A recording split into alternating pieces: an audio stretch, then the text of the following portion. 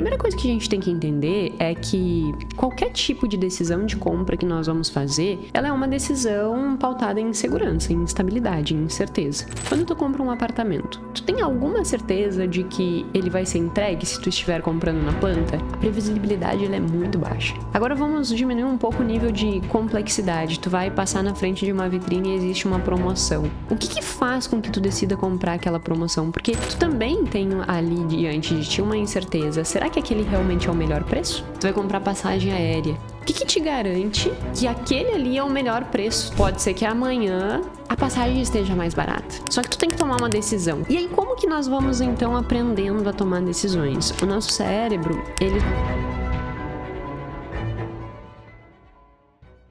Quando você decide comprar, o que está acontecendo no seu cérebro?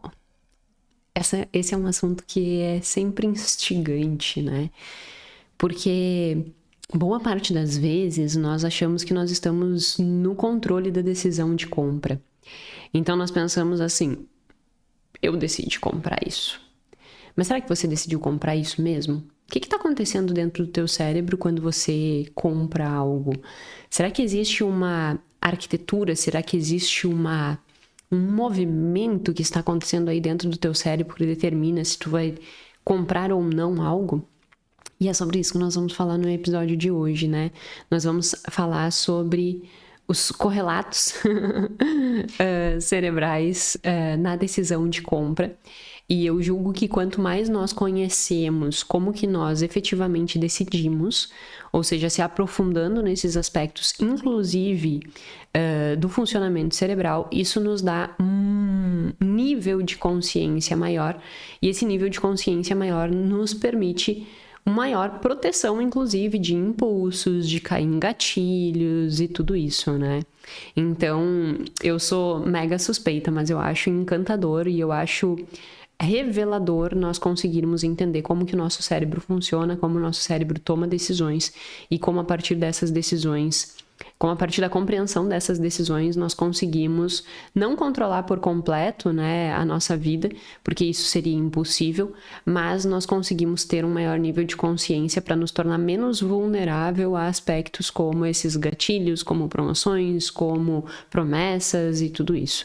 Então, que possamos mergulhar no nosso episódio número 171 do podcast Mais Que Finanças, no funcionamento do cérebro no ato de comprar. Se você está aqui pela primeira vez, meu nome é Jéssica Câmpara, eu sou doutora em Finanças Comportamentais. Toda terça e sexta nós temos aí um episódio novo saindo do forninho, sempre com um artigo, sempre com uma discussão que possa trazer um maior nível de consciência e uma melhora no teu processo de tomada de decisão. Para além do podcast, eu também tenho a formação em Finanças Comportamentais, que abriu as suas inscrições no domingo. Então hoje é terça-feira, dia... Eu gravo antes, né? Então tem que ficar olhando o calendário para ver que dia vai sair. Nós estamos na terça-feira, dia 9 de setembro. As inscrições da formação em Finanças Comportamentais abriram no dia 7. E a formação tem um módulo, por exemplo, o módulo 2, que ele vai te dar todo o entendimento de como que o teu cérebro funciona no processo de tomada de decisão. Então lá eu vou explicar desde como que a informação ela chega para você, como que você filtra essa informação, né? Como que acontece esse processo de escolha, por que que por vezes tu te torna mais vulnerável. Nós achamos que poucas coisas influenciam as nossas decisões, mas na verdade muitas coisas influenciam a nossa decisão. Lá eu entrego um mapa completo de todas as variáveis que influenciam no teu processo de tomada de decisão, inclusive para que tu perceba a complexidade que existe nessas escolhas. Porque quando nós olhamos fórmulas mágicas, promessas de resolva a sua vida em 2 meses, 3 meses, 1 mês às vezes, né? A realidade é que essas promessas elas estão desconsiderando o fato de que existem muitas variáveis que podem influenciar no teu processo de tomada de decisão. Na realidade, ser humano é um troço complexo. Eu dou risada porque, na verdade, é muito complexo. E eu mesma, que estudo comportamento há 15 anos, por vezes eu me surpreendo com a complexidade do comportamento humano. Porque nós nunca conseguimos prever por completo o processo de tomada de decisão, nem de nós mesmos, quem dirá dos outros, né? Nós vamos fazendo preconcepções em relação ao que nós julgamos que pode acontecer, mas na maior parte das vezes nós erramos. O porquê? Porque existem muitas variáveis que influenciam nisso. E quanto maior for o nosso nível de consciência, menor é a nossa suscetibilidade a incorrer nesses erros, embora nós também nunca podemos nos proteger 100%.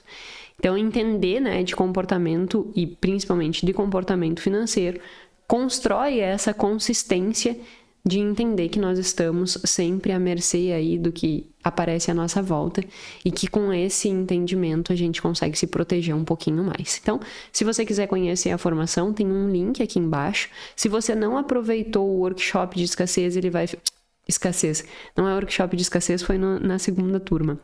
Se você não aproveitou o workshop de traços de personalidade, ele vai ficar disponível até o dia... Deixa eu olhar no calendário para não errar. Até o dia 14, tá? Até o dia 14/9, nós teremos aí o workshop de traços de personalidade completamente gratuito sendo disponibilizado para vocês. Tá aqui no YouTube, é só você procurar. Nele eu falo desde quais são os teus traços de personalidade, o que é o Big Five, o que é cada uma dessas características. Te dou um agente do ChatGPT criado e treinado por mim, para que ele consiga interpretar o teu traço de personalidade e a tua tendência comportamental com o dinheiro. E também na live do domingo, que aconteceu agora, no domingo, dia 7/9, eu dou um direcionamento do que fazer para cada um dos traços para melhorar teu processo de tomada de decisão. Então, o traço de personalidade é uma das variáveis dentro desse inúmero multiplicações aí de variáveis que podem estar influenciando as tuas escolhas e que já vai te dando um nível de consciência muito maior. Entendendo, né, que quanto maior consciência nós temos, mais responsabilidade nós temos sobre nossa própria escolha, porque daí nós já não estamos mais cegos. E isso é importantíssimo, essa compreensão é muito importante e é por isso que eu adoro esse tipo de discussão de como que o cérebro, por exemplo, decide comprar. Que é uma discussão que tem muito profundamente lá na formação, nesse módulo 2, que também tem aula sobre compra, né, consumo e tudo isso dentro da formação. E que aqui nós vamos discutir um artigo bem interessante sobre o tema. Bom, especificamente sobre o tema, né, a primeira coisa que a gente tem que entender é que qualquer tipo de decisão de compra que nós vamos fazer, ela é uma decisão pautada em insegurança, em instabilidade, em incerteza. Como assim, Jéssica? Como que toda decisão que eu vou fazer de compra, ela é pautada em insegurança, incerteza? É sério? Óbvio, quer ver? Quando tu compra um apartamento, vou do mais complexo para o menos complexo, tá? Quando tu compra um apartamento, tu tem alguma certeza de que ele vai ser entregue se tu estiver comprando na planta? Tu tem alguma certeza do quanto ele vai valorizar ao longo do tempo? Tu tem alguma certeza sobre se daqui 20 anos tu vai estar lá morando ou não? A previsibilidade ela é muito baixa. Para dar um exemplo, onde eu moro tem um prédio que está sendo construído há 9 anos. É um prédio gigantesco, a gente chama de elefante branco. Ele deve ter, sei lá, uns 400 apartamentos, eu acho, porque são vários e vários blocos. É 1, 2, 3, 4, 5, 6 blocos. Gigantesco. E ele foi vendido na planta. E ele foi todo vendido. Tem pouquíssimas unidades que são dos proprietários do prédio. E a obra parou. Há 4 anos a obra anda um pouquinho para, anda um pouquinho para, anda um pouquinho para, anda um pouquinho para. E as pessoas que compraram um apartamento ali? Tem ideia da pessoa que comprou um apartamento ali, que colocou todo o seu capital ali, esperando um lugar para morar? Ou esperando que fosse um baita investimento para recuperar algum retorno, ou que realmente fosse para, né, ampliar seu nível de rentabilidade? Eu fico pensando, e eu tenho na academia várias pessoas, vários colegas da academia que têm apartamento ali. Graças a Deus, agora conseguiu vender. Eu digo, meu Deus, tem que dar um. Porque é difícil conseguir vender, sabe? Quem é que vai querer comprar uma coisa que tu segue sem ter certeza se vai ser entregue? E depois de 8, 9 anos de obra, na frente do mar, é óbvio que a maresia já corroeu um monte de coisa. Eles têm que estar sempre pintando porque fica descascando. Então, assim, olha o nível de incerteza, né? Mas mesmo assim, aquelas pessoas, mesmo diante dessa incerteza, elas compraram. O que aconteceu no cérebro delas para que elas comprassem? Agora vamos diminuir um pouco o nível de complexidade. Tu vai passar na frente de uma vitrine e existe uma promoção. O que faz com que tu decida comprar aquela promoção? Porque tu também tem ali diante de ti uma incerteza. Será que aquele realmente é o melhor preço? Vai comprar passagem aérea. Ele dá exatamente esse exemplo no artigo. Tu vai comprar passagem aérea. O que te garante que aquele ali é o melhor preço da passagem aérea? Na verdade, tu tá tomando uma decisão por completa incerteza. Porque pode ser que amanhã a passagem esteja mais barata. Só que tu tem que tomar uma decisão. O que acontece no teu cérebro durante aquele processo de tomada de decisão, né? Tu vai comprar uma roupa até. O que te garante que aquela roupa ela vai ser muito boa? Quantas pessoas eu já vi que eu pergunto assim, tu usa todas as roupas que tu tem no guarda-roupa? Aí a pessoa me diz assim, não, tem roupa que eu comprei que eu nunca nem usei. Então, o que te garante que tu vai comprar aquela roupa, a não ser que tu já tenha um autoconhecimento muito bom, e que tu vai usar muito aquela roupa e que ela vai ser muito útil? Entende? Então, assim, todo e qualquer processo de tomada de decisão de compra, ele vai ter um certo nível de incerteza. Uns mais, outros menos, mas sempre vai existir ali algum nível de incerteza. E aí, como que nós vamos, então, aprendendo a tomar decisões? O nosso cérebro, ele sempre vai fazendo uma avaliação. Pensa assim, existe... Eu acho que eu já falei várias vezes isso, né? Para que a gente possa tomar uma decisão, existe o que nós chamamos de atribuição de valor. Então, o córtex órbito-frontal, que é uma área que fica aqui em cima dos olhos, ela vai fazendo essa análise de custo-benefício. Lá na formação eu explico isso em detalhes, né? Porque daí tem aula com slide, com material de apoio, tem apostila, a apostila tem quase 500 páginas, slide tem mais de 1.600 slides, polígrafo de atividade, o polígrafo de atividade tem 120 páginas. Enfim, assim, é realmente uma infinidade, né, de profundidade que garante um aprendizado e uma mudança. E aí lá eu explico bem essa parte de atribuição de valor. Mas falando assim de uma forma didática, sempre vai existir essa percepção de atribuição de valor dentro do córtex órbito-frontal. E aí isso, né, essa percepção de valor em relação ao órbito frontal, ela é constituída a partir de um amontoado de experiências e feedbacks. Como assim a partir de um amontoado de experiências e feedbacks? Tu toma uma decisão, digamos a decisão de comprar o apartamento lá na planta. Tomou uma decisão. Não deu certo. Essa experiência te gerou uma marca dentro do teu cérebro dizendo, da próxima vez que você for comprar um apartamento na planta, você vai ter que ter mais cuidado. Ou o feedback é, você nunca mais vai comprar um apartamento na planta.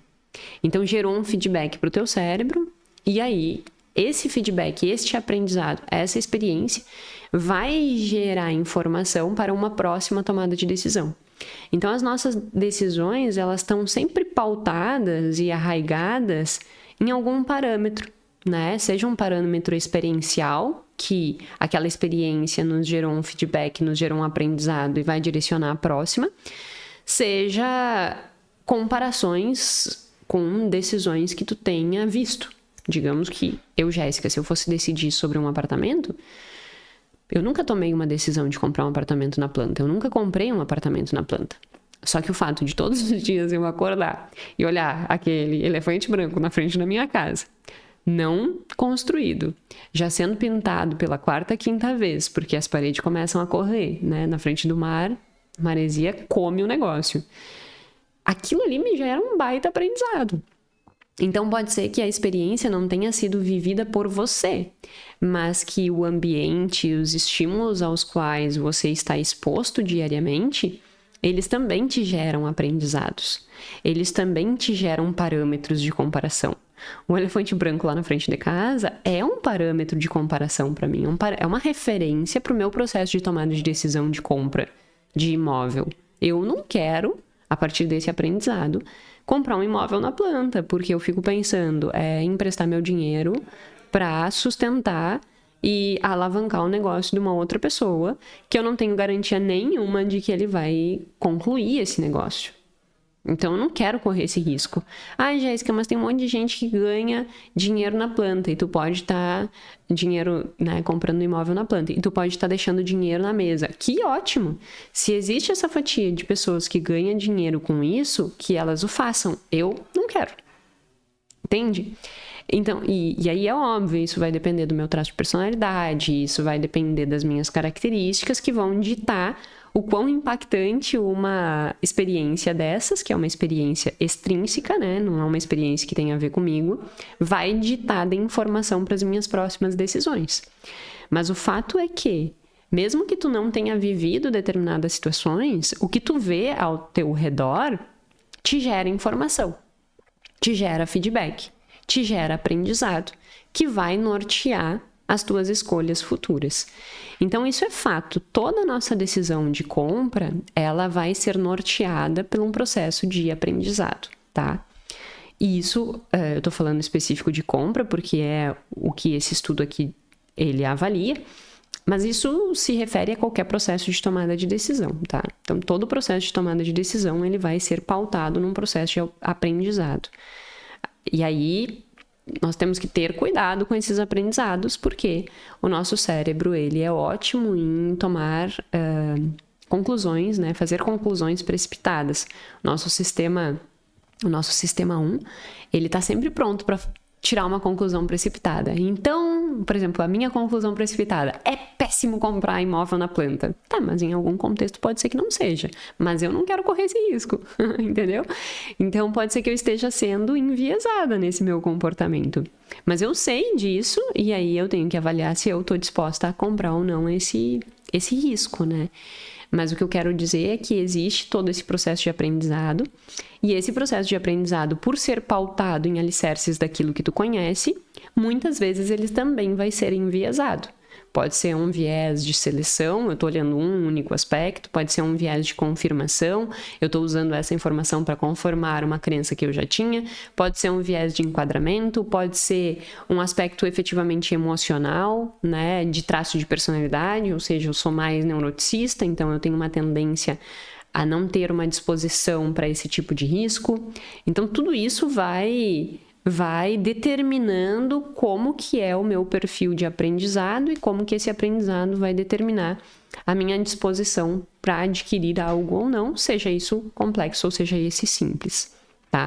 Então, entenda, toda a tua compra, seja ela um apartamento ou uma roupa, ela vai ser pautada em aprendizado. Como assim, Jéssica, também em roupa? Sim, por exemplo, pode ser que na hora que eu chegue numa loja tenha uma blusa lá, e é uma blusa floreada. É uma blusa com uma estampa. Aí eu vou olhar aquela blusa com estampa e vou dizer assim, não gosto de blusa com estampa. Existe um aprendizado que talvez eu já tenha usado blusas com estampa e que ao longo do tempo eu fui me olhando e dizendo assim, acho que fica melhor sem estampa. Prefiro estampas ou assim, né, que são extremamente clássicas. Mas eu não gosto de estampas coloridas, estampas chamativas, não gosto. Então, eu vou chegar na loja e este meu aprendizado de não gostar, que é estabelecido a partir de diversos parâmetros, desde olhar, comparar uma estampa e uma outra estampa e não gostar. Escutar pessoas que trabalham na área de moda dizendo, olha, se tu quer passar uma imagem de mais elegância, uma imagem mais clássica, menos chamativa, melhor optar por cores padrões, por estampas clássicas e não estampas loucas. Aí tu pode olhar e dizer assim, nossa, mas eu adoro estampa. Entende? Percebe? Tudo parte de cada um dos pontos de referência. E aí, partindo desses pontos de referências, isso muda a atribuição de valor. Eu vou atribuir valor menor para uma roupa de estampa, tu vai atribuir um valor maior para uma estampa de compras. E aí essa atribuição vai pesar mais ou menos para a decisão daquela compra. E aí dentro desse aprendizado também entra essa questão de atribuição de valor no sentido de não só do objeto em si, do teu aprendizado com o objeto, mas o teu aprendizado experiencial, emocional, vivencial com aquele objeto.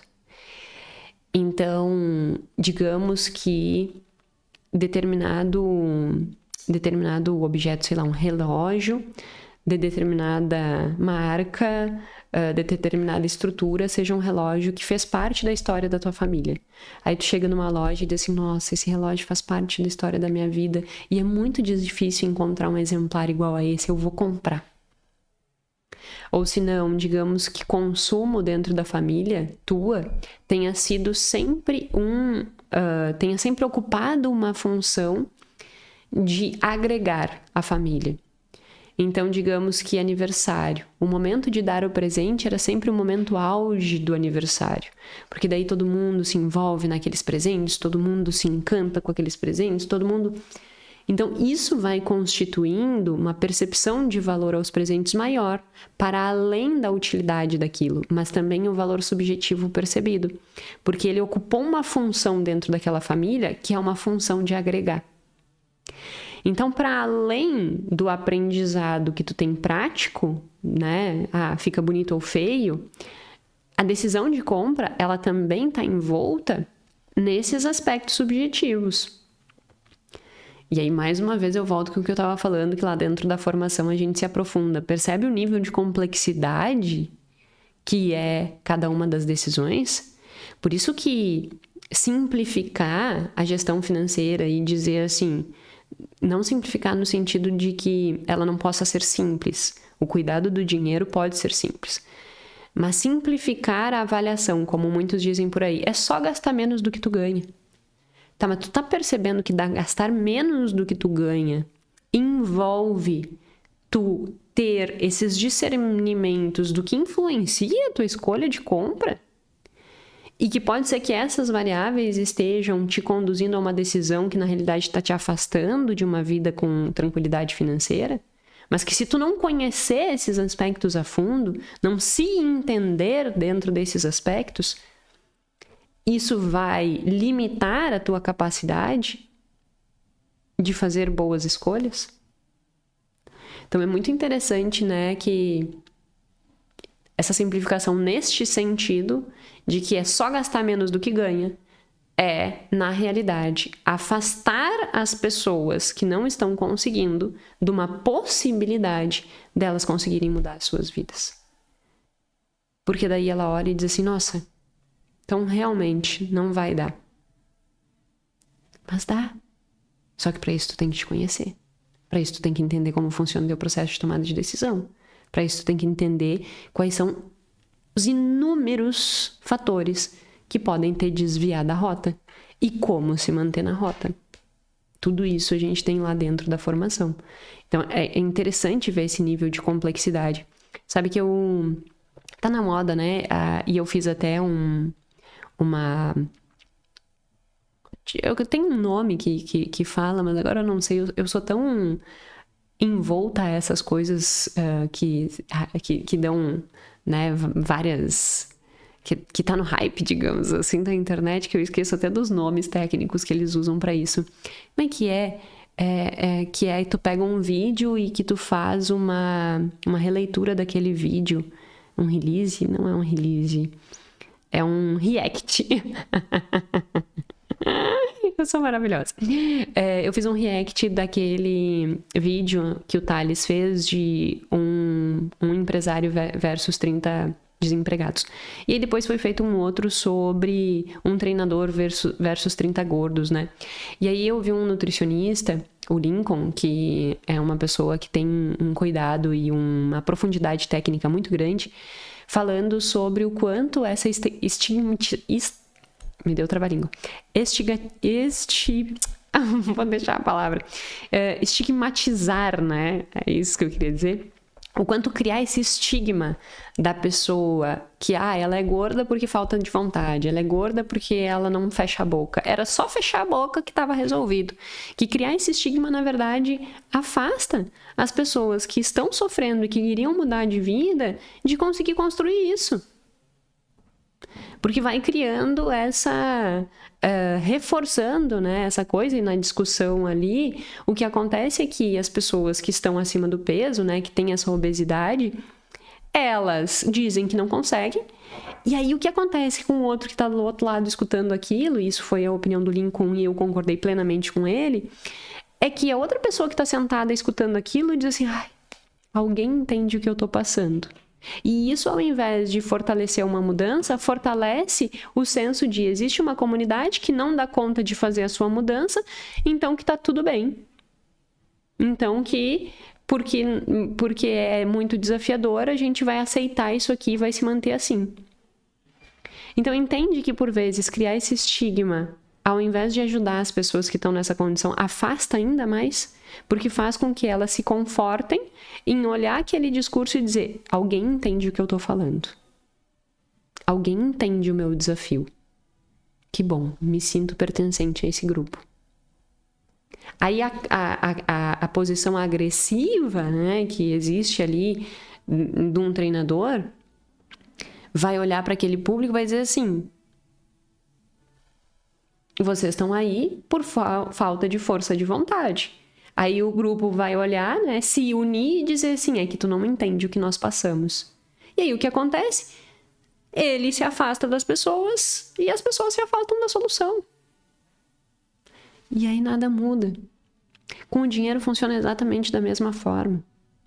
Se nós formos estigmatizar, né, é só tu gastar menos do que tu ganha, o que nós estamos construindo aqui é olhar para pessoas que, por exemplo, dentro dessa construção de aprendizado em termos de compra, aprenderam que presente significa esse agregado familiar e dizer é só gastar menos do que tu ganha. Mas aí a pessoa sente como se ela estivesse perdendo esse vínculo afetivo.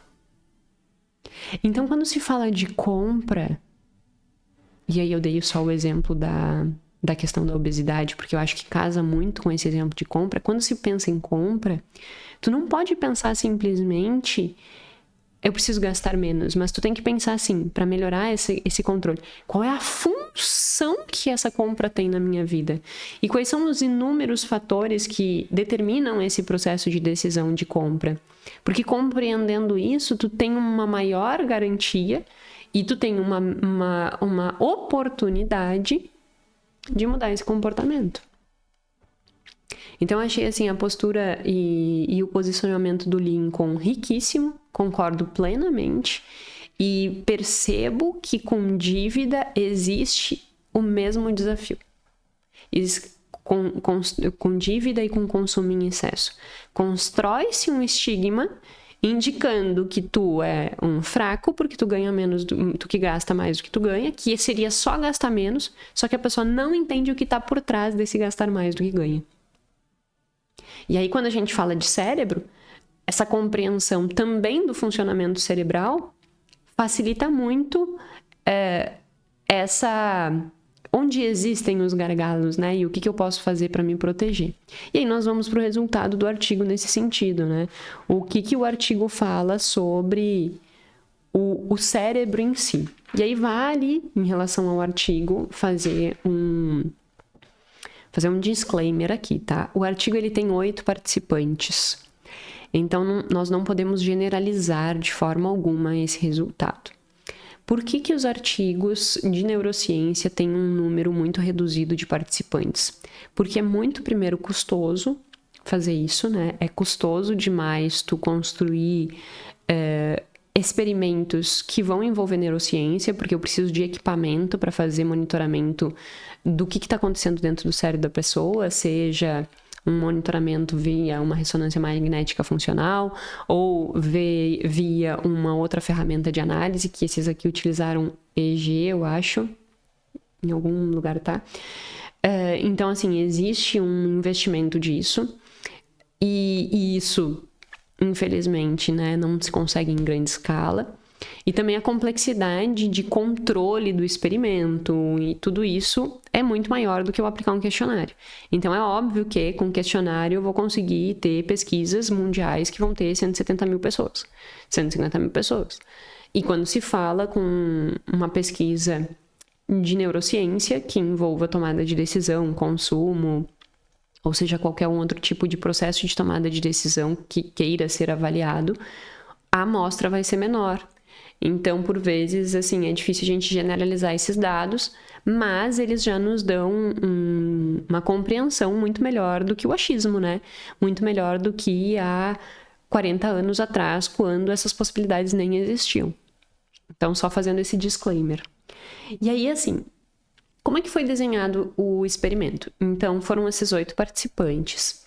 E eles tinham, né, dentro do desenho experimental, que supor que eles fossem um gerente de manutenção, que estavam comprando suplementos para que eles pudessem dar a sua... fazer a operação ali do negócio de manutenção. Então, eles tinham 3 grupos de produtos. Tinham peças, tinham óleos e tinham ferramentas. Eram 20 séries rodadas dentro de cada dia, que acontecia em séries, né? Que essas séries ou essas ofertas eram como se fosse didaticamente 10 dias, mas eles não faziam em 10 dias. Mas é como se... Vamos pensar assim, didaticamente. 10 dias em cada dia iria rodar 20 séries desses produtos. Sempre na mesma ordem. Primeiro a oferta dos preços, depois... primeiro as ofertas das peças, depois a oferta dos óleos, depois a oferta das ferramentas, sempre dentro dessa mesma hierarquia. E eles tinham R$1.000, ou $1.000, ou mil dinheiros, para que eles pudessem fazer essas escolhas. Quero comprar, não quero comprar. Quero comprar, não quero comprar. E aí o preço ia variando. O preço, ele era estruturado da seguinte forma: os produtos do grupo 1, que eram as peças, elas tinham uma média fixa diária de preço. Os produtos 2, eles tinham 2 preços mínimos no dia 3 e no dia 9, e um preço máximo no dia 6. E os produtos do grupo 3, que seriam as ferramentas, eles tinham um preço mínimo no dia 5. E aí existe, né, essa condução do aprendizado. As pessoas vão aprendendo como que acontece essa flutuação de preço e vão tomando suas decisões com um capacetinho avaliando o que estava acontecendo dentro do cérebro, tá? Eu não vou me deter nos aspectos técnicos da explicação do cérebro, eu vou trazer um olhar bem didático para que a gente entenda o que acontece na hora que a pessoa está decidindo comprar. Então, vamos pensar que existe 4 luzinhas, tá? Então, pensa como se existe uma caixa com 4 luzinhas, que elas vão se acendendo e se apagando conforme vai acontecendo o processo de decisão de compra. A primeira luzinha, ela diz respeito à checagem rápida, né? Então, eu vou sugar todas essas informações que eu mencionei do processo de aprendizado que eu já tive. Então, tudo isso que foi se somando das informações da função da compra, do aprendizado que eu tive passado, tanto sobre o produto quanto do preço. Então, todas essas referências que eu expliquei até aqui, elas vão ser ligadas nessa primeira luzinha. Essa primeira luzinha, ela se liga, na verdade quase todas elas se ligam meio juntas, assim, mas acontece em torno de 1 segundo, é muito rápido, tipo assim, tu olha um produto, olha ali o preço do produto, em questão de 1 minuto, não, em questão de 1 segundo, em questão de 1 segundo o teu cérebro já liga essas 4 luzinhas, é rápido, e elas meio que se trocam ali, né? Então, a primeira luzinha é essa luzinha que ela vai detectar esses conflitos, assim, ela vai fazer essa checagem rápida, né? Então, ela vai comparar o que você já viu, o que você já esperava sobre aquela compra, com o que tem ali de oferta. E vai gerar esse conflito. Ué, será que o que eu esperava é o que me foi apresentado? Ou será que o que me foi apresentado é melhor do que o que eu tinha esperado? Então, vai gerar esse conflito, e isso normalmente acontece na tua região pré-frontal, que é uma região que vai fazer aquela análise assim, tipo, será que vale? Será que não vale? Será que é bom? Será que é ruim? Quanto que eu já vi o preço disso? Então a gente volta no exemplo da Decolar não, né? Estou fazendo propaganda aqui. Da compra de passagem. É que nem alguns produtos que a gente fica com o nome da marca e não do produto em si, né? Tipo Gillette. Aí o produto é barbeador, mas a gente fica com o nome da marca muito forte, assim. É que eu sempre vou dar uma fuçada lá pra ver os preços gerais das companhias e depois eu compro dentro da companhia. Aleatoriedades. Mas essa checagem, né, ela acontece aí dentro desse 1 segundo, papapá, faz essa checagem. Isso é a primeira luz que se liga, tá? Depois a gente vai para uma luz que é como se fosse o farol da tua atenção. Ela vai... eu não vou dizer os nomes, assim, eu vou dizer, mas não vou me aprofundar na explicação porque acho que não faz diferença. Esse primeiro momento acontece numa área do cérebro que se chama... tá no pré-frontal, mas dentro do processo de movimento do cérebro acontece no N2, tá? Depois acontece no P3, depois tem onda teta, onda alfa, enfim, essas coisas nem eu mesma tenho uma grande profundidade para entender todos os mecanismos cerebrais que tem atrás disso, então eu acho que não faz sentido nós ficarmos nos aprofundando nisso, porque, como eu estou dizendo, nem eu mesma tenho um entendimento profundo sobre isso. O que a gente tem que entender é um mecanismo prático, né? Como que ele vai nos direcionar à tomada de decisão. E também seria um erro meu, já que eu não sou uma pessoa especialista em biologia, eu não sou uma pessoa especialista em fisiologia, né? Querer me aprofundar tanto nessas coisas. Então, ligou a primeira luzinha, checagem rápida. Ligou a segunda luzinha, foco na avaliação. Então, quando essa luzinha ela se liga muito forte, significa que tu tem uma maior tendência de compra. Por quê? Quando tu vai comprar, o cérebro ele dedica atenção extra para aquela compra. É como se ele atualizasse as informações passadas. Então, digamos que tu vai comprar uma passagem aérea, vamos seguir na passagem aérea. E tu já tinha comprado uma passagem aérea para São Paulo por R$500. E aí agora tu conseguiu uma por 450. Bom, a tua atenção focou para aquele 450, tu viu que aquele 450 ele tá valendo a pena, e aquilo ali amplia a tua atenção sobre aquele consumo a ponto de aqueles 450 ser a tua nova referência. Então, quando tu toma uma decisão de compra, essa decisão de compra atualiza teu aprendizado passado. Entendesse? Então, quanto mais predisposto você está a comprar, maior é essa sinalização, que é a sinalização no P3, né? É como efetivamente aumentasse esse farol de atenção. Então, essa luz ela fica mais forte. Essa coisa de luz não existe no cérebro, tá? Isso é só uma forma didática que eu achei de nós entendermos isso. Óbvio que não existe um grupo de luzes no cérebro, muito menos um farol da atenção. Deixando isso muito claro. Então, esse segundo momento, o primeiro momento é a checagem rápida, o segundo momento é esse alarme da atenção. Quando aumenta essa tensão, ou seja, o farol da tensão aumenta com essa percepção de que atualiza, né, o processo de tomada de decisão, nós vamos para uma outra luzinha, que é a luzinha do controle de incerteza. Como assim a luzinha do controle da incerteza? É meio que o freio cognitivo. É meio que, tá, atualizei 450. Quanto maior essa oscilação, né, a pessoa ela fica com uma maior tendência a comprar, porque dentro desse controle de incerteza, se eu consigo reduzir essa oscilação dessa onda dentro do cérebro, ou seja, reduzo essa oscilação de incerteza, significa que eu estou entrando numa área de conforto. Por quê? Porque diminuiu a incerteza frente. Será que eu devo comprar? Será que eu não devo comprar? Será que o preço está bom? Será que eu vou conseguir um preço melhor?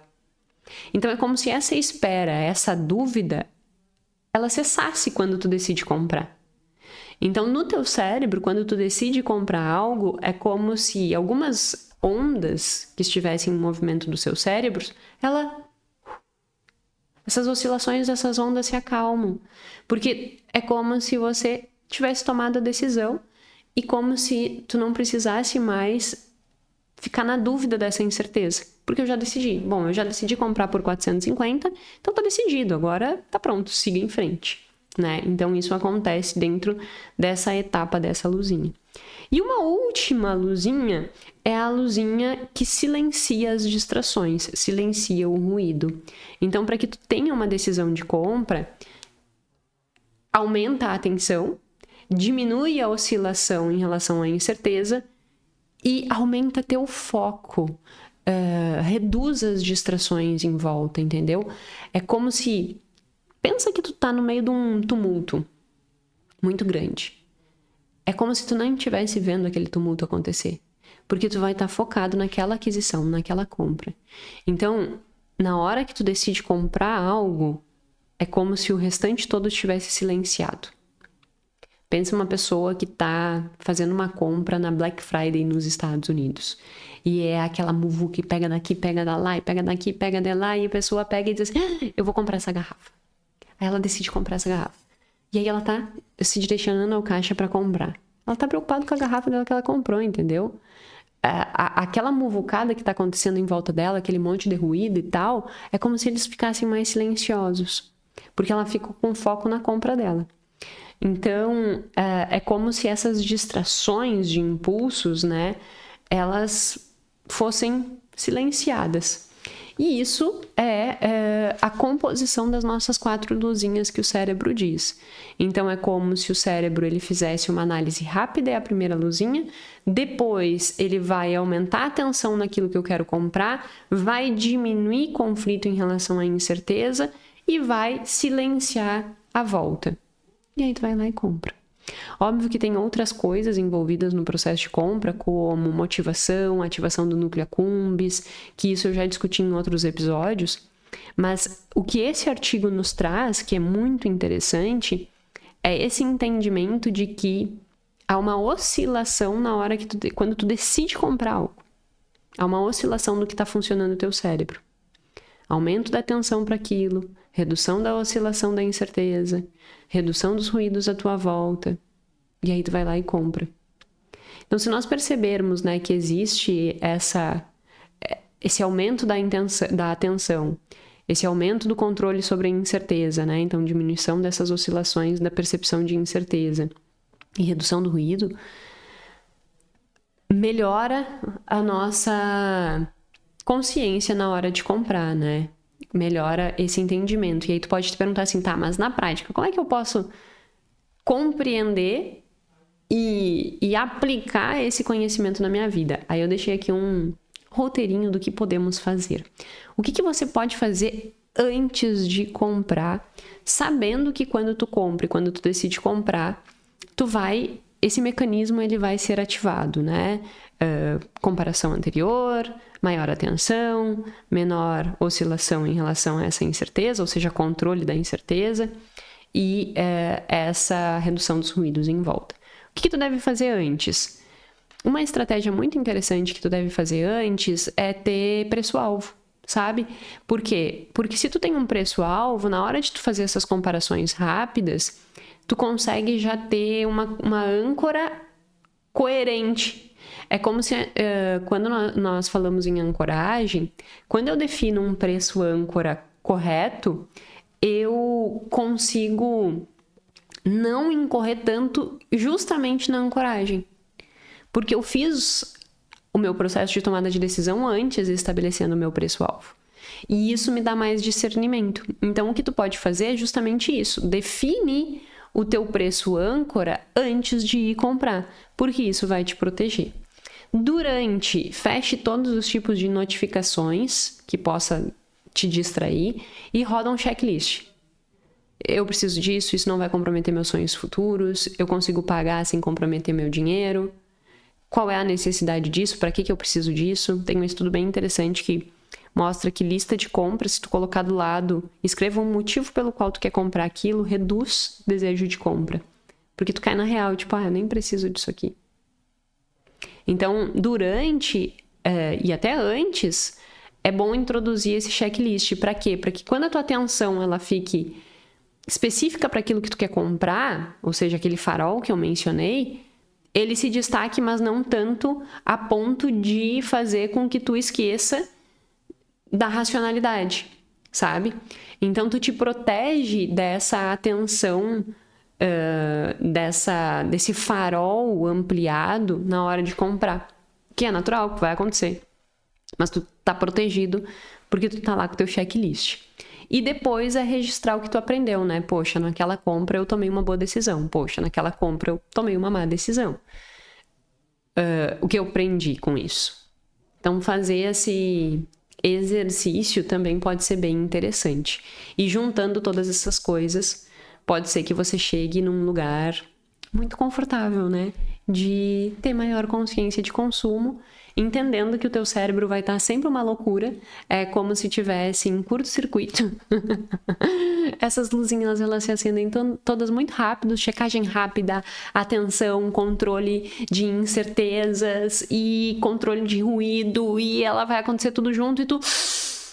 Respira e não pira. Vamos analisar com calma. Dê um passinho atrás, 24 horas depois a gente pensa se a gente vai querer, né? Então, essa coisa de entendermos que o nosso cérebro ele vai estar com todas essas luzinhas e saber que a gente vai acabar tendo essa predisposição, porque quando, por exemplo, o cérebro faz isso, né, e reduz incerteza e reduz ruído, pode ser que esse ruído externo seja algo para te lembrar que tu tá prestes a ser imediatista. Por exemplo, pode ser que um ruído externo seja você dizendo para você: nossa, mas eu tinha combinado que eu ia fazer uma reserva de emergência comigo mesmo. E agora eu reduzi esse ruído. Então, é importante a gente entender, né, como que funciona o nosso cérebro para que a gente possa um pouquinho mais se proteger e isso melhorar as nossas decisões. Espero que toda essa discussão do episódio de hoje tenha sido rica para você. Nós estamos aí com as inscrições, se tu está assistindo ainda até o dia 14/9 de 2025, nós estamos com as inscrições da formação em finanças comportamentais abertas, então é só você clicar aqui no link que você já tem acesso à página com todas as descrições. Se você está assistindo esse vídeo depois, também aí, né, como é que se diz? É que eu ia dizer um ditado e aí depois eu digo os ditados e me esqueço. É como água no deserto passa. Deixamos sem o ditado popular. É melhor. Mas se você está assistindo até o dia 14, entre aí e fique informado sobre tudo da formação, tá certo? Meu muito obrigada e até sexta-feira.